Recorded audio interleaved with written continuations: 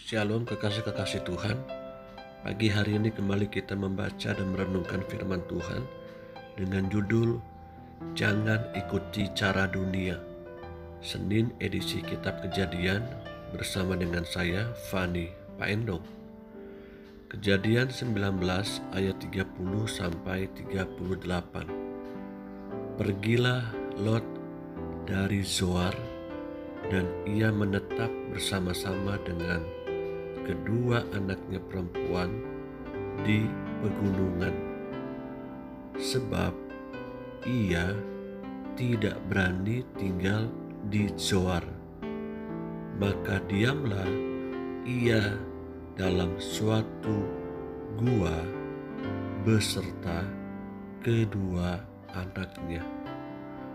Kata kakaknya kepada adiknya, "Ayah kita telah tua, dan tidak ada laki-laki di negeri ini yang dapat menghampiri kita, seperti kebiasaan seluruh bumi.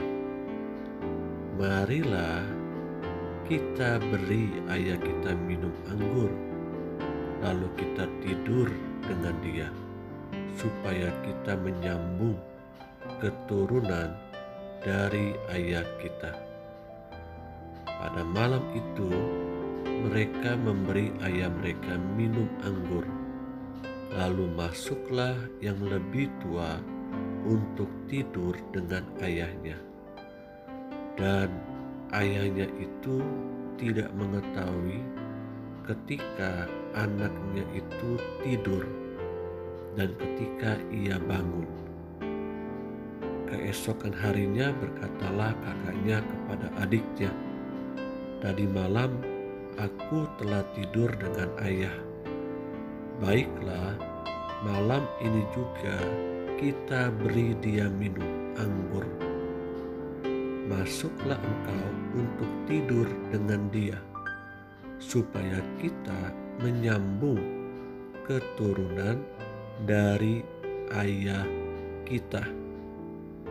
Demikianlah juga pada malam itu mereka memberi ayah mereka minum anggur.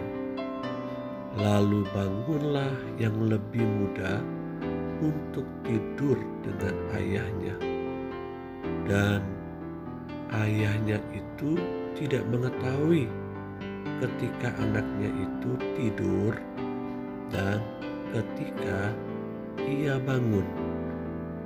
Lalu mengandunglah kedua anak Lot itu dari ayah mereka. Yang lebih tua melahirkan seorang anak laki-laki dan menamainya Moab.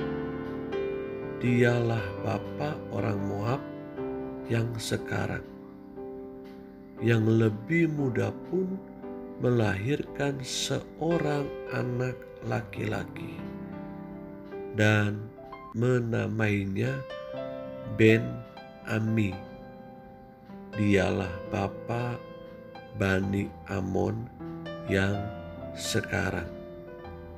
Kekasih-kekasih yang Tuhan Yesus rindukan, pertanyaannya buat kita melalui renungan pagi hari ini, nilai-nilai apakah yang sedang kita tanamkan di dalam setiap keluarga Kristen?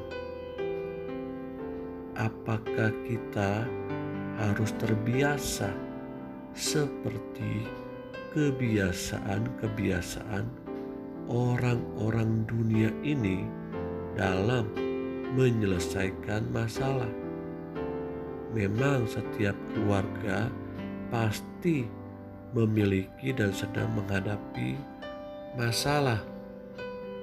Kedua anak Lot mengikuti cara kebiasaan orang dunia dalam menyelesaikan masalah di tengah keluarganya. Masalah ini timbul karena Lot, dikatakan di situ, tidak berani, takut dan berdiam di dalam sebuah gua bersama dengan anak-anaknya. Contoh sederhananya, jika orang dunia menyelesaikan masalahnya dengan cara menipu, maka kita pun mengikutinya. Supaya kita mendapatkan keuntungan, kita rela menipu orang-orang sekitar kita. Di dalam kita berusaha, di dalam kita berdagang. Jika orang dunia tidak suka dengan orang lain, mereka pasti membencinya. Lalu apakah kita juga harus sama membenci orang-orang yang tidak suka dengan kita? Orang dunia suka merampas apa yang menjadi kepunyaan orang lain atau sesamanya supaya bisa memilikinya. Apakah kita juga harus merampas apa yang menjadi kepunyaan orang lain? Orang dunia menyakiti orang-orang yang mereka tidak sukai, tidak sependapat dengan mereka. Namun apakah kita juga harus mengikuti dengan cara menyakitinya? Orang lain dengan cara korupsi supaya bisa memiliki kekayaan. Lalu apakah kita sebagai orang percaya juga harus mengikuti cara-cara seperti itu? Untuk terhindar dari pergumulan masalah hidup, orang-orang muda dalam dunia ini menggunakan narkoba. Apakah kita sebagai anak-anak mudanya Tuhan juga menyelesaikan masalah dengan cara menggunakan narkoba? Orang dunia menyelesaikan masalah dalam keluarga, suami istri bercerai.